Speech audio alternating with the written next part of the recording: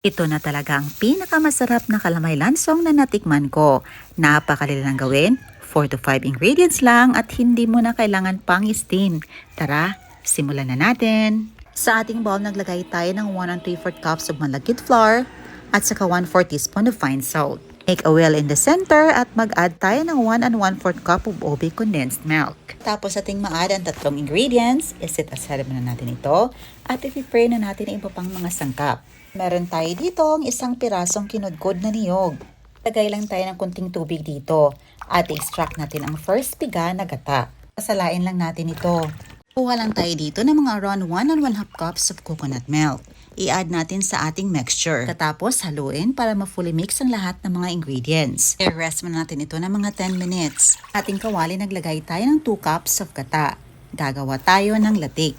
Napakasimple lang po ang paggawa ng latik mga mamis. Papakuluan lang natin ito. Hahayaan hanggang sa ma-extract ang oil nito. And after a few minutes, ito na ang latik natin. Sa ating kawali, inilagay natin ang ating mixture. Lulutuin natin ito sa kawali. Yes po mga mamis, sa kawali natin lulutuin at hindi natin ito i-steam. Cook over medium to low heat. Para ma-fully cook talaga natin.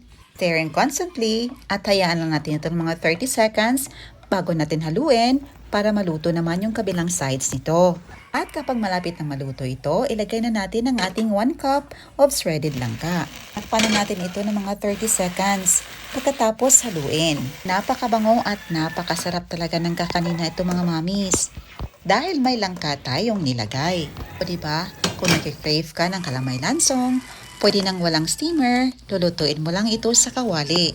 At ito na, after a few minutes, ready to serve ng ating napakasarap na ube kalamay lansong with langka. Perfect sa merienda and of course pwede ding pangbenta. Ang sarap nito mga mamis, ipalaman sa paborito mong tinapay. At yung latik na niluto na rin kanina, ibudbud na ito sa ibabaw. Mas maraming latik, mas masarap. Other variation, pwede ding cheese ang inyong ilagay. Bukan kaya natin yon sa next recipe natin. But excited na tayong tikman ito. Kapag slice naman, gumamit lang ako dito ng plastic na dough cutter na nilagyan ko ng cling film para hindi didikit ang ating kakanin. Slice lang natin ito into desired sizes. At ano ba ang kaibahan ng niluto sa kawali at in-steam na kalamay lansong mga mamis? Para sa akin, mas bet ko ang niluto sa kawali dahil may kuting texture at tusta ito. At ang sarap nguyain. Ayan lang po, salamat sa iyong panonood. Hoping niyo subukan ang ating bagong recipe. See you in my next vlog. God bless you all and stay safe everyone. Bye and enjoy!